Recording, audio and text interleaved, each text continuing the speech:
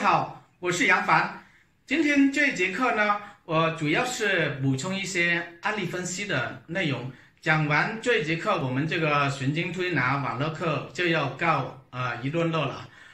原来我们打算是安排40个小时的内容，但是讲到今天我估算了一下，应该讲了有50个小时的课时了。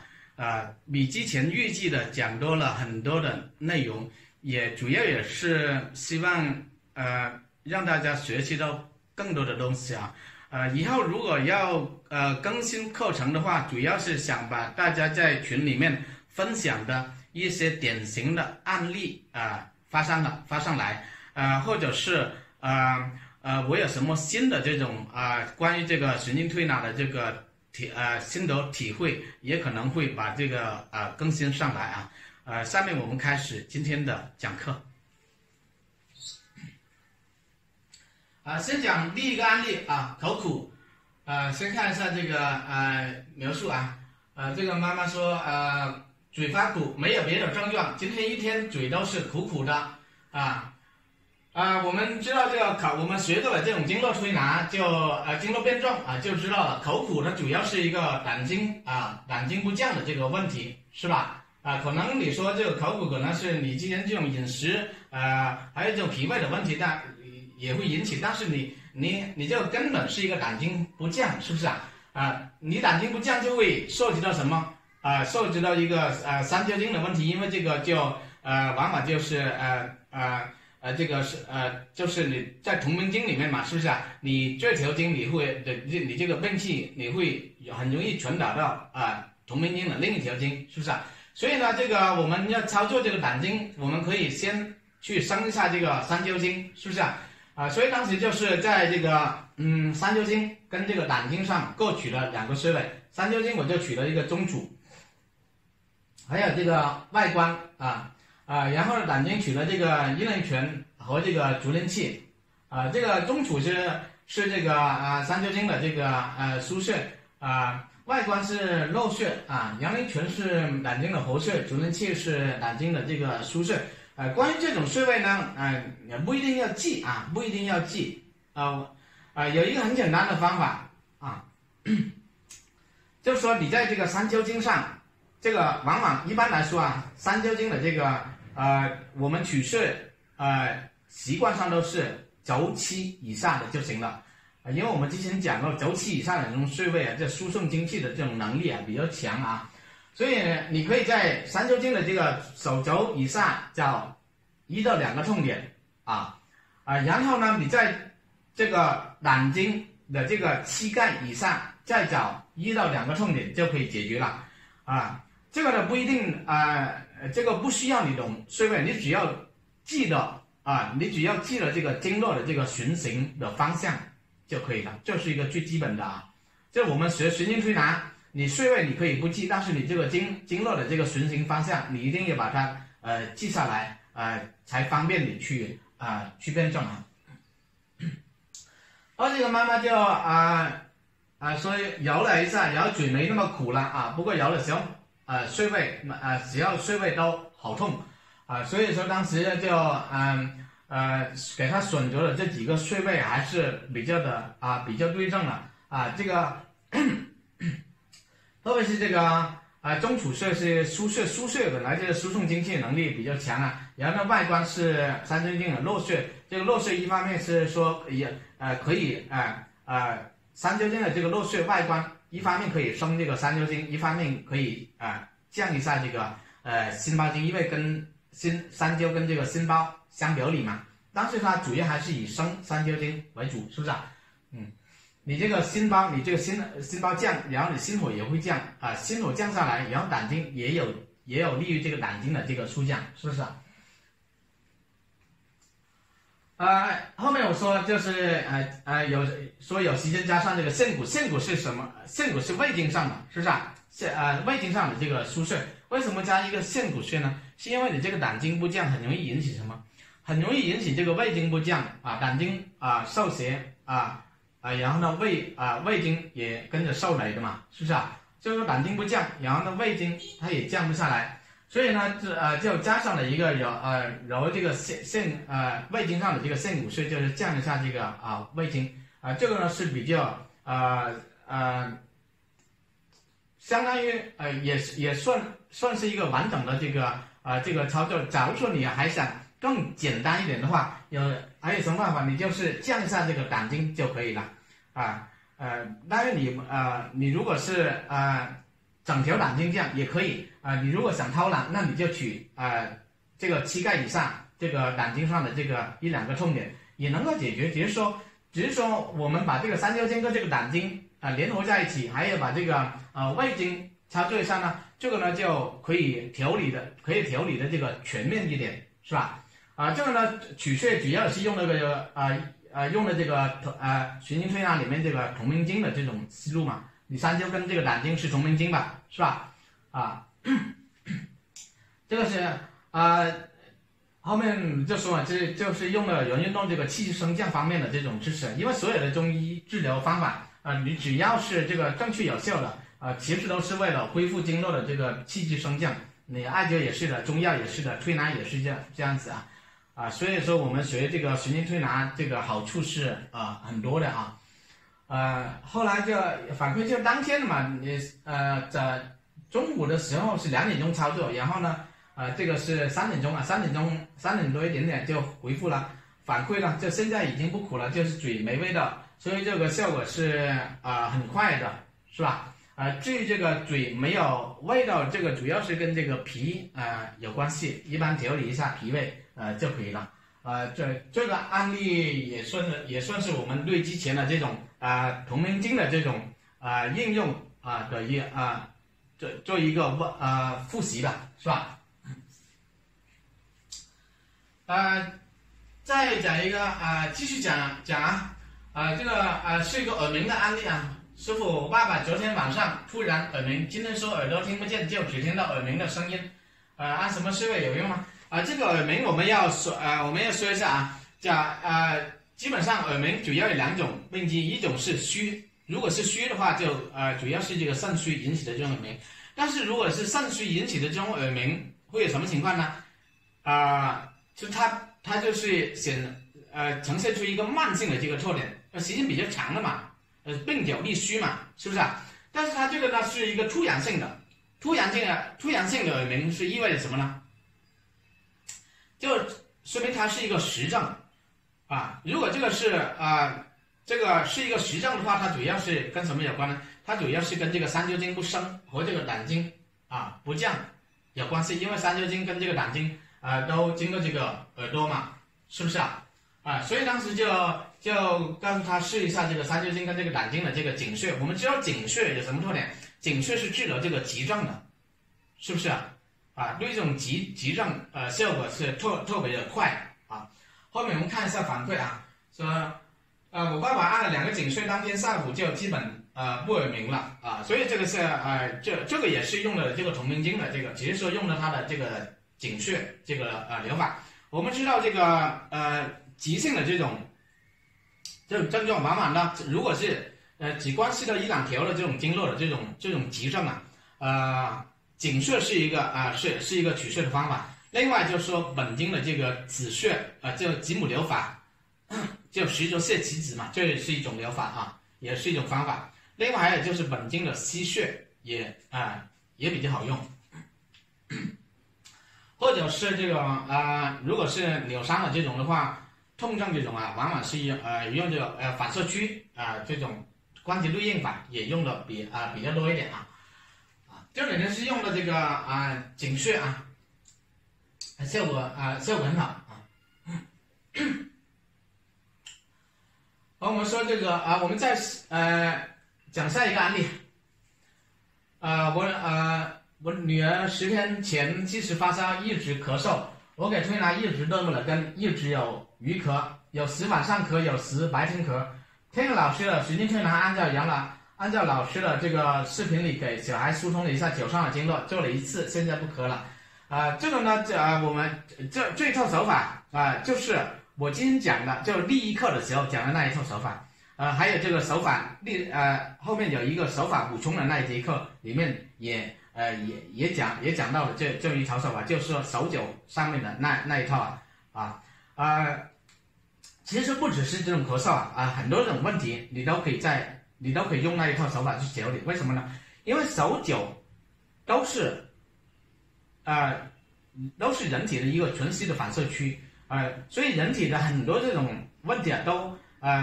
会表现在这种手脚上的这种经络，所以你知道是为什么是这个小儿推拿的这主要的穴位，它是在这个手掌和这个手背，是不是这个也是跟这个反射区有着很密切的这种关系的所以说这一套手法希望大家去好好的去领会，不只是可以调理咳嗽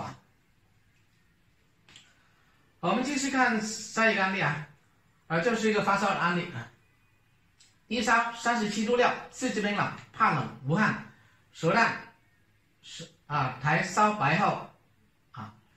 宝宝银行工作，室内暖气热，穿短袖衬衣，出门就外加件羽绒服，风寒臂表发热，机制不严重。这个呢就是一个比较典型的这种阳虚，是不是因为这种在室内有这种暖气嘛，然后呢外面气温比较低，所以呢一进一出的时候就容易感染这种风寒，加上本来这个妈妈这身体比较的虚所以就出现这种问题。我们之前讲了如果是阳虚阳气不足比较严重一点的，那么这个推拿呢最好是配合这个一定的这种外治疗法，你比如说这种艾灸也好，比如说这种艾叶泡脚也好，你比如说这种热水袋、盐布袋、温敷也好，这主要是补充要给这个人先把这个阳气给它补充进来，然后呢这个疾病就会容易痊愈。这个妈妈就是用了这个随身胶这个大椎、神阙涌泉灸大椎呢，因为大椎是阳经的交汇点嘛，所以你灸大椎的时候，其实可以补充人的一身的这种阳气，是不是？这个也很容易暖和起来。神阙呢是神阙通五脏而且神阙可以灸这个神阙呢，可以我们今天说了嘛，灸神阙主要是生脾经的，是不是？你脾经升上来了，然后你肾经和肝经也跟着也容易升起来，是你肝脾肾都升上来了，然后你就容易暖和了嘛，是不是？当然灸这个涌泉呢也可以升这个肾经灸涌泉不但可以升这个肾经，同时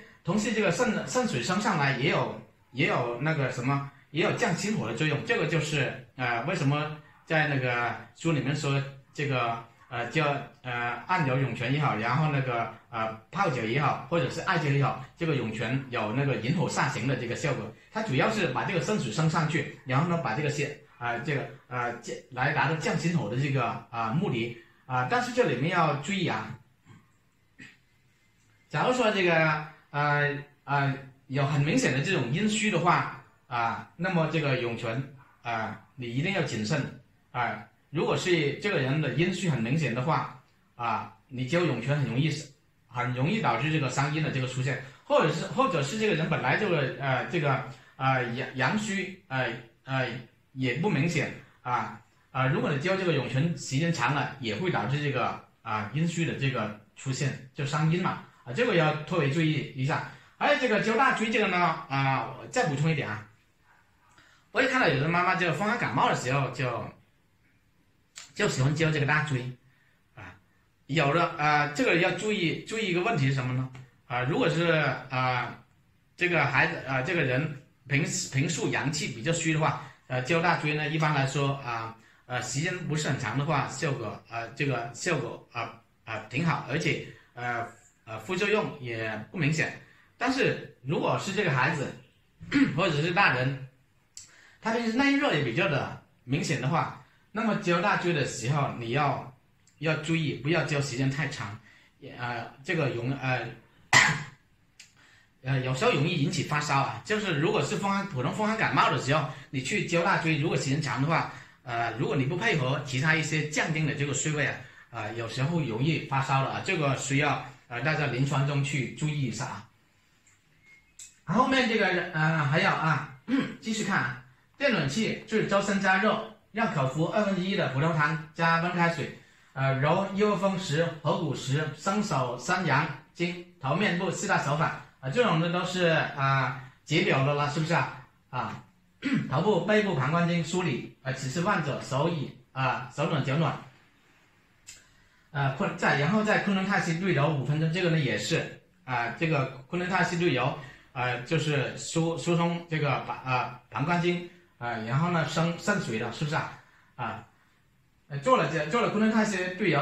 昆仑泰溪对揉其实是解表效果严的因为你这个本来就很明显的一个膀胱经受寒嘛，是不是所以做了这么一些工作之后，那个患者汗出自述感觉不冷了。祝福回家睡前艾叶泡脚，睡前回访以消退精神渴。这个案例主要想说明一点，就是说对一些阳气虚的比较严重的最好是要配有一些这个外治的这个方法。你比如说这个艾灸还有这个温敷，还有这个热水泡脚都可以。这个呢就是让这个疾病能够更快的这个痊愈还有就是灸大椎跟灸涌泉的一些注意的这个问题特别是这个灸涌泉这个小孩子灸的时间一定不要太长，就容易，如果灸时间长了容易伤阴当你看到一个人的舌苔比较的少，或者有利图舌的时候，这个涌泉一定要慎灸假如说这个人的这个舌苔比较的厚的话呢，这个涌泉呢灸的时间可以适当的加大假如说你就是说有时候你要看看这个什么时候算是那个有副作用呢？那么你如果灸的你自己出现这种盗汗然后口渴，然后喝水都很难解的时候，那个这个时候就已经是伤阴了，这种情况你就要注意了好，我们继续的讲案例一个鼻水尿痛发烧的案例，上午带孩子出去玩，突然间流鼻水，不多，没有防晒，3岁多，以前从来没有出现过流鼻水，而且拉尿说鸡鸡尿口那里痛不拉的时候没事，回来2个钟拉了4次尿了，都很痛，哭了不敢拉，体温38度。回来时就给喝了板蓝根，前2天吃过一点点烧烤，单看舌头也正常。这个呢，我当时就给他一个最简单的方法，这个昆仑大溪对内不动10分钟，这个也是临床中的这个经验了因为你流鼻水往往有两种因素是最常见的一种是因为这个膀胱经不降，这个热就郁在这个头面部了，所以它会导致这个流这个鼻水虽然说这个膀胱经嘛，就是从经络上看，它没有连到这个鼻子但是它有这种它经络的这种络属关系，它有这种络穴经脉的这种就经脉里面有这种络穴嘛，是不是那么在有的书上就标明有就是膀胱经有跟这个鼻子它是有这种经络的这种联络的，但是在循经推拿的在这种经络的这种循经上面就没有体现出来，这个在有一些书上说到过所以在经络辩证里面我们也看到过膀胱经不降的时候，它会导致这个它可能会出现这种流鼻血的这个症状另外一个就是说最常见的还有一个很常见的就是说你这个心火不降，然后呢心火不降克到这个肺经，因为肺开窍于鼻嘛，所以也会出现这种流鼻水的这种症状那么这个昆仑泰溪对内呢，它可以把2个因素都给解决。如果是膀胱经不降的这个因素呢，它可以降这个膀胱经。假如说如果是这个心火不降克到肺经这么一种因素呢，它也可以解决。为什么呢？因为昆仑泰溪对内的时候，它可以升肾水上去，肾水一上去就可以滋润心火既然那个你心火上来了，你不扣了这个肺经了，那么这个你这个肺经它也是往下降的，是不是啊？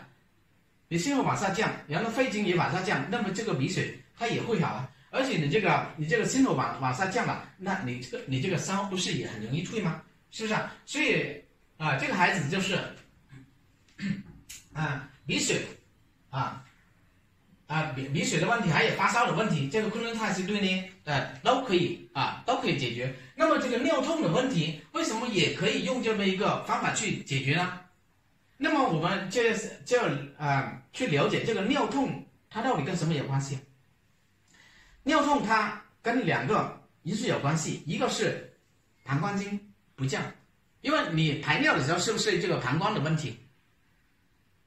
是不是啊？如果尿痛的话，是不是意味着这个膀胱里面的这个热比较多了嘛？膀胱受热嘛，是不是啊？所以你把这个膀胱经降下来的时候膀胱里面的热少了，那么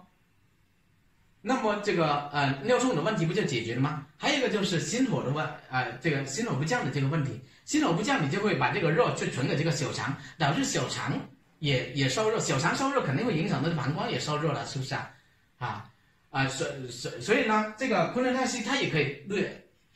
它也可以把这2个问题都解决了，因为膀胱经不降的问题给它解决了，然后呢，你这个心火不降的问题，它也可以给它解决了，所以它对这个尿痛也有很好的这个效果可能有的学员他不明白为什么这个膀胱经不降会引起这个尿痛。我们画一个图你就知道了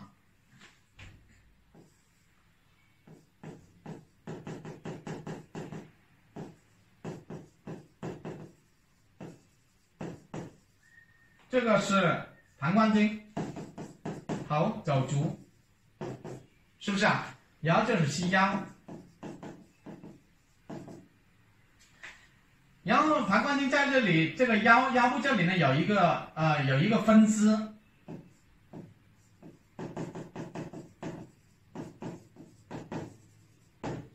支，它就是说要把就跟这个体内的这个分支就联系到这个体内的经脉了，是吧？体内经脉，然后联系到膀胱的这么一个就跟这个膀胱给链接起来了。大家看那个经络的那个水形图会有的那么假如说膀胱经在这里受阻了，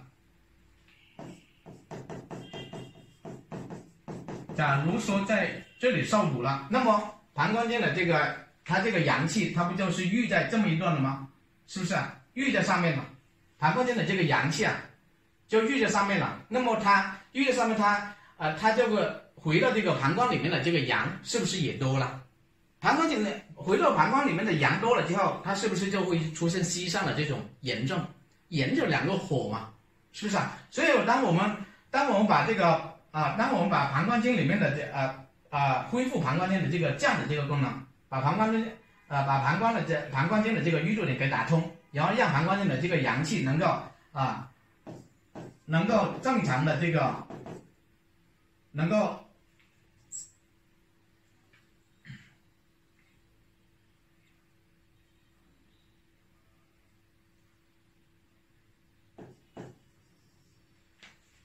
当我们那个昆仑泰西对流的时候，它是我们说了，昆仑可以疏通这个膀胱经，是不是然后呢，让膀胱经的这个阳气下到这个肾水中，是不是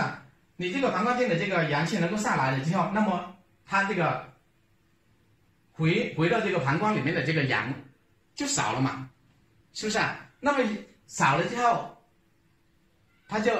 回到膀胱里面的这个阳少了，它这个热症不就解决了吗？是不是所以呢，这个就是我们需要对这种经络的这个循行还有经络的辩证要比较的熟悉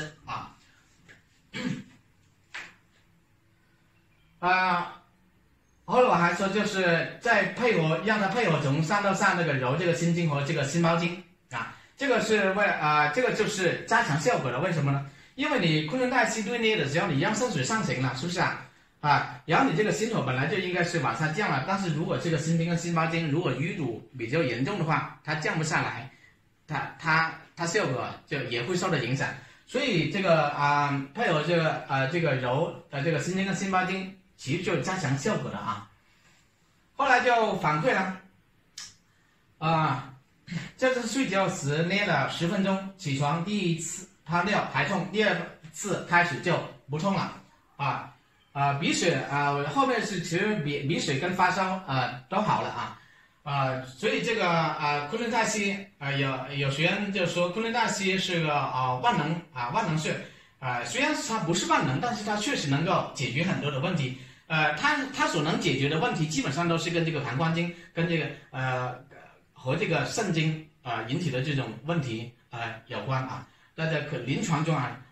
临床中可以那个去多体会一下，这确实是一个很神奇的这个穴位的这个配对好，我们再继续看下一个案例是一个痛症因为之前我们讲这个痛症的时候案例比较少，所以我就加多了几个案例上去今天傍晚跟着一个孩子推拿完，孩子妈妈说自己右边头疼厉害，我看是胆经和三焦经部位，就给他升三焦经降胆经这个呢就是你看着右边头疼，你肯定要想到这个三焦经跟这个胆经的这个问题可能有的学员会说我怎么判断它是胆经还是三焦经其实这个根本就无所谓，知道吧？你只要知道这个是它们都是属于少阳经就行了，因为我们针对这个同名经操作的时候是这个升经跟降经都操作的嘛。你比如说这个牵涉的这个三焦经跟胆经的问题，是不是那么我们三焦经跟胆经都操作，我管你是胆经的问题还是三焦经的问题都能解决，是不是？因为我升三焦就有利于这个降这个胆经，我降胆经也有利于这个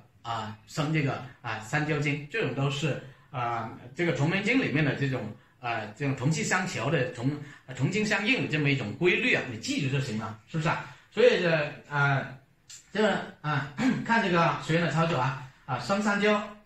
降胆，同时揉左手中脘与外关时，估计也就3分钟。其实这个你中脘跟外关有时候你不一定要懂穴位，但是你可以在三焦经上去找2个痛点嘛，是不是其实说这个中脘跟外关对这个头痛效果更好一些，因为这个中脘是木穴木主体重节痛，然后呢这个外关呢对头痛有比较好的这种效果。你看这个小儿推拿里面这个磨阳池不就是外关穴嘛，是不是估计这3分钟就说头没那么疼了，整个手臂酸酸胀胀，继续揉风池。揉风池是为什么？风池是一个近端取穴的问题嘛，是不是我们之前讲痛症的时候那些疗法都可以跟近端取穴配合的，是不是所以呢我们像这种呢你中脘还有这个外关还有这个足廉气都属于远端取穴，然后风池属于近端取穴。近端取穴就是在这腕处的附近找一两个敏感点再做两者足廉气几分钟，右者足廉气特别疼，揉一会就说不疼了，头也不疼了。右者的足廉气特别疼说明什么？说明它主要就是这个右边的这个胆经出现了这种淤堵嘛，就我们从这里也可以判断出来，是不是这个呢就是我之前也跟一个学员就指导过效果也是很好。基本上像这么一类的这个头痛的问题，我临床上处理过好多例基本上都是10来分钟就可以解决所以说我是很能感受的这个神经推拿的这个好处的也希望大家在临床中有机会的话多多实践上面我们再看一个这是一个落枕的案例杨老师，我孩子第一下头途中圈出部位的特别疼，右侧疼的更厉害，现在只能低头，不能转头和抬头，怎么处理这我们看这上面的这个圈圈画出来这个颈项嘛，不就是膀胱经的这个位置吗？是不是那膀胱经的问题我们都可以主要是找什么？主要可以找这个小肠经的这个后溪是不是后溪是小肠经的这个腧穴，它对于这种膀胱经和小肠经引起的这种肩周炎，还有这种腰背痛，还有这种头痛，效果都是特别好的。当然你如果为了加强效果的话，你可以再加上这个浸润曲穴，还有加上这个膀胱经的这个一两个关键穴位的这个疏通啊。这个妈妈是做了这个3次就好了。我记得这个孩子当时去是到外面去给医生处理过都没有好的，然后呢这个妈妈就自己疏通了3次就好了。所以还是那句话，这个神经推拿学好了真的是很受益的啊。我们再分享一个腰痛的这个案例啊。在风湿到阳陵泉中间找痛点，按揉开，配合委中，缓解疼痛的效果很快。老妈3天前侧身时突然扭到腰，不能弯腰，不能蹲，开始不让我弄，自己弄了些药来喷，买膏药来贴，还是痛。刚刚给他按揉了以上穴位的把痛点揉开，做完之后试了几个蹲下起来，表示痛感全无。我们这里也讲一下，为什么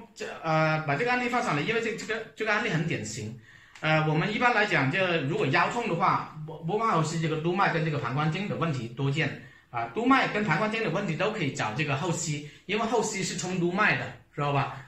但是从胆经上去解决的话，这种呢比较的少见一些但是临床中也会碰到。那么如果是胆经上的这个它的腰痛主要是在哪里呢？我们看这个胆经的这个循行分布就讲，胆经这个经门穴是不是就是靠近了这个腰这里呢？是吧？假如说你这个腰痛刚好是在这个经门的这个附近，那么呢你在胆经上去找这个痛点，那效果就会特别好。假如说你这个是这个腰痛点在这个胆经跟这个也就是经门跟膀胱经之间的呢，那么你应该是怎么找呢？你应该是在脚上的这个胆经跟这个膀胱经的之间去找这个这种敏感的这个痛点这种呢就是说临床中要灵活的去处理至于这个委中的腰痛委中桥嘛，这个委中呢委中穴主要是治疗这个膀胱经引起的这种腰痛这个腰痛点这个妈妈就没有说到底是在哪一条经络上，但是从取穴的上面来看的话，应该是处在这个胆经上的这个位置，或者是胆经跟膀胱经中间的这个这种位置这个呢就是主要是也是用了的这种经络辩证的这种知识，是不是你看这种你用药不好使的，然后你推拿就十几分钟就解决了，是不是所以说我们学点东西嘛对无论是对自己还是对家人还是对别人都有很大的这个好处了。